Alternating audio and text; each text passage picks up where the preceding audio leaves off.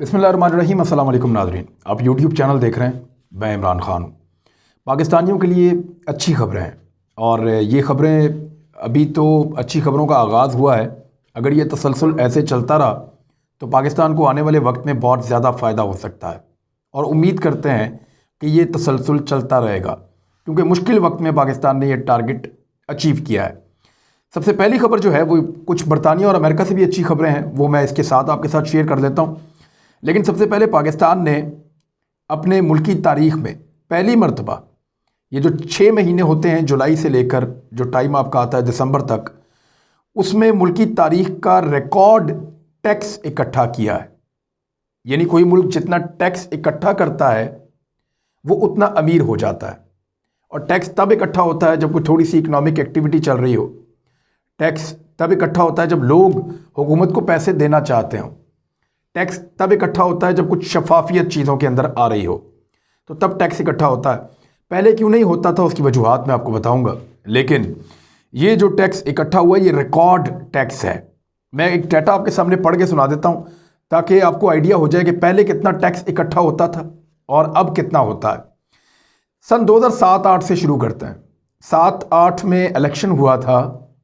7 में हुकूमत थी परवेज़ मुशर्रफ साहब की और 8 में पीपल्स पार्टी हुकूमत में आ गई थी। इसको आप परवेज़ मुशर्रफ साहब के खाते में डाल दें तो इसमें 1008 अरब रुपए का टैक्स इकट्ठा हुआ था। 8-9 में 1161 अरब रुपए का टैक्स इकट्ठा हुआ था। 9-10 में 1327 अरब रुपए का टैक्स इकट्ठा हुआ था और 10-11 में 1558 अरब रुपए का टैक्स इकट्ठा हुआ था। थोड़ा थोड़ा बढ़ता रहा है। 2012-13 में जब पीपल्स पार्टी से हुकूमत PMLN के पास चली गई तो उस वक्त 1946 अरब रुपए टैक्स इकट्ठा हुआ। लेकिन जैसे ही PMLN की हुकूमत आई तो उन्होंने इस टैक्स को एकदम काफ़ी बढ़ाया। यानी उस वक्त मुझे याद है कि बड़ा ठीक ठाक टैक्स इकट्ठा हो गया था। 2013-14 के अंदर ये 2254 अरब रुपए का टैक्स इकट्ठा किया गया था। फिर 2014-15 में 2599 अरब रुपए का टैक्स इकट्ठा किया गया। 2015-16 में 3112 अरब रुपए का टैक्स इकट्ठा किया गया और 2016-17 में 3367 अरब रुपए का टैक्स इकट्ठा किया गया। 2017-18 में 3842 अरब रुपए का टैक्स इकट्ठा किया गया। 2018-19 जब PTI की हुकूमत आ गई तो 3828 अरब रुपए का टैक्स इकट्ठा किया गया, यानी पिछले साल से कुछ कम हो गया था। फिर 2019-20 के अंदर जो टैक्स इकट्ठा किया गया वो थोड़ा सा और बढ़ गया। लेकिन अब ये 2020 जून से लेकर यानी जून जुलाई से लेकर दिसंबर तक जो टैक्स इन 6 महीनों में इकट्ठा हुआ, पूरे साल का नहीं है, पूरे साल का रिकॉर्ड बाद में बनेगा, लेकिन इन 6 महीनों का जो टैक्स इकट्ठा हुआ है वो है 2205 अरब रुपए का टैक्स। यानी ये इतना टैक्स पाकिस्तान ने सिर्फ 6 महीनों में इकट्ठा किया है। और अगले 6 महीनों में अगर ऐसे ही मामला चलते हैं और पाकिस्तान अपनी टैक्स कलेक्शन को बेहतर रखता है तो पाकिस्तान 4000 अरब का जो है वो हिस्सा क्रॉस कर सकता है। यानी पाकिस्तान ने आज तक ऐसा नहीं किया, इतना ज़्यादा टैक्स पाकिस्तान इकट्ठा नहीं कर सका, लेकिन 4400 अरब का रिकॉर्ड पाकिस्तान हासिल कर सकता है अगर ऐसे ही ये टैक्स कलेक्शन करता रहा।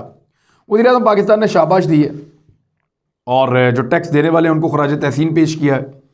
ये हुआ कैसे, इसका फ़ायदा क्या होगा, और दीगर 2 बड़ी जो खबरें मैंने आपको बतानी थी वो इसके साथ आपको मिला के मैं बताता हूँ। ये डाटा तो मैंने आपको सुना दिया। अब आप ये देखें कि ये हदफ कैसे हासिल हुआ। पहले लोग टैक्स क्यों नहीं देते थे। टैक्स का पाकिस्तान में एक बड़ा ही पेचीदा निज़ाम बनाया गया था, बहुत ही मुश्किल।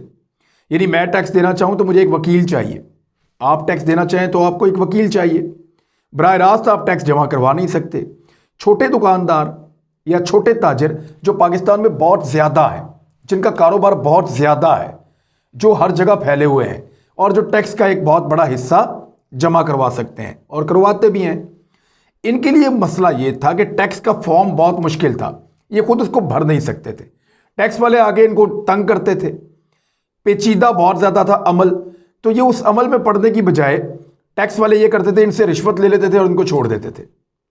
ये मैं आपको बता रहा हूँ सिंपल चीज़ ये कि टैक्स कलेक्शन करने वाले डिपार्टमेंट्स बजाय इसके कि ताजरों से और छोटे कारोबारी हजरात से टैक्स इकट्ठा करें, वो उनको ब्लैकमेल करते थे। और क्योंकि वो प्रोसीजर बहुत मुश्किल था, वो बहुत मुश्किल था, सारा का सारा जो सिस्टम था, यानी मैं आपको बता दूं 5 सफ़हात का वो एक फॉर्म हुआ करता था, 5 सफ़हात।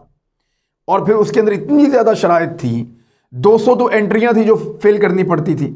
फिर उसकी शराइत इतनी मुश्किल थी, तरीक़ाकार इतना कम्प्लेक्स था कि एक ताजिर सोचता था टैक्स जमा करवाना है, मैंने अगर 10,000 टैक्स जमा करवाना है तो इससे अच्छा है 5-7 हज़ार रुपया दे के जान छुड़ाऊं। अगर मैंने 1 लाख टैक्स जमा करवाना है तो मैं 50,000 रुपया दे के जान छुड़ाऊं। तो वो रिश्वत में पैसे दे देता था, लेकिन टैक्स जमा नहीं करवाता था। तो टैक्स का वो पैसा जो हुकूमत के पास जाना चाहिए था, सरकारी खजाने में जाके लोगों के काम आना चाहिए था, टैक्स का वो पैसा चंद लोगों की जेबों में चला जाता था। तो इसीलिए ये एफबीआर के अंदर लोग अपनी बड़ी बड़ी पोस्टिंगें करवाते थे, टैक्स डिपार्टमेंट के अंदर जाना बहुत पसंद करते थे। आप ये जो इंस्पेक्टर्स हैं जो ये टैक्स कलेक्शन करते हैं या जो चेक करते हैं, ये जो रेस्टोरेंट्स को और दुकानों को, ताजरों को, शॉपिंग पॉइंट्स को, इनको जो देखते हैं, ज़रा जाके इनकी प्रॉपर्टीज़ को आप चेक करें तो आप हैरान हो जाएंगे। मुझे कई रेस्टोरेंट्स के जो ऑनर्स हैं उन्होंने बताया कि टैक्स वाले हमारी तबाही फेरते हैं। इवन कुछ मेडिकल स्टोर्स वाले उन्होंने बताया कि जी ये टैक्स वाले तो हमें कहते हैं हमें हमारा पैसा तो सरकार को देना है, नहीं देना वो तुम्हारी मर्जी है। तो ये बड़ा मुश्किल एक सिस्टम बनाया गया था और जानबूझकर इसको मुश्किल रखा गया था। 5 सफ़हात थे, 200 एंट्रियां थी। इमरान खान साहब ने आकर कहा कि जी इसको आसान करो। शब्बर जैदी साहब का इसमें बड़ा रोल था, कुछ और उनकी टीम के अंदर लोग थे। तो इन्होंने क्या किया कि इन्होंने गैर ज़रूरी चीज़ें इसमें से सारी निकाल दी। अब 20 एंट्रियां हैं सिर्फ, यानी जो पहले 200 एंट्रियां हुआ करती थी उनको सिर्फ 20 एंट्रियां और 1 सफ़े का फॉर्म।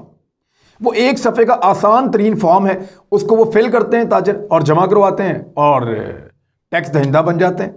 उसका उनको फ़ायदा होता है, उनके पास एक रिकॉर्ड आ जाता है, सरकार के साथ उनका टैक्स का लेन देन शुरू हो जाता है। उनको कोई ब्लैकमेल नहीं कर सकता, कोई उनसे रिश्वत नहीं मांग सकता। और जब रिश्वत देते हैं तो आपके हक हलाल के कारोबार के अंदर बिला वजह हराम दाखिल हो जाता है। लिहाजा ये सबसे आसान और अच्छा तरीका था। उन्होंने आसान किया, इस्लाहात की, 1 सफ़े के ऊपर लेकर आए, 200 के बजाय 20 एंट्रियां की, गैर ज़रूरी चीज़ें निकाली और आसान बना के इनको कहा आए आके जमा करवाएं आप। तो इसकी वजह से जो टैक्स जमा करवाने वाले लोग हैं उनकी तादाद में भी इजाफा हुआ और टैक्स भी पाकिस्तान ने ज़्यादा कलेक्ट किया।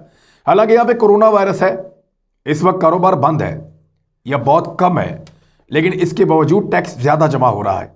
और अगर ये कोरोना वायरस ना होता, कारोबार बंद ना होता, कारोबार के हालात बुरे ना होते, तो ये टैक्स इससे बहुत ज़्यादा जमा होता। तो पाकिस्तान के लिए अच्छी खबर यह है कि कुछ ऐसी इस्लाहात की गई जिनके बाद अब ज़्यादा पैसा जमा होगा कौमी खजाने में और वो अवाम के ऊपर या गरीब लोगों के ऊपर या कमज़ोर लोगों के ऊपर ज़्यादा मिकदार में खर्च हो सकेगा।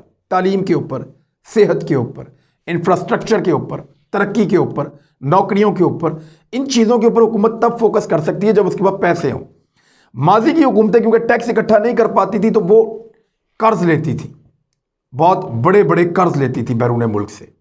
फिर उन कर्जों के अंदर बड़े बड़े प्रोजेक्ट बनाते थे, उन बड़े बड़े प्रोजेक्ट्स के अंदर जो है वो बड़े बड़े खांचे लगते थे। तो पाकिस्तान मकरूज होता गया और कभी भी टैक्स की तरफ तवज्जो नहीं दी गई।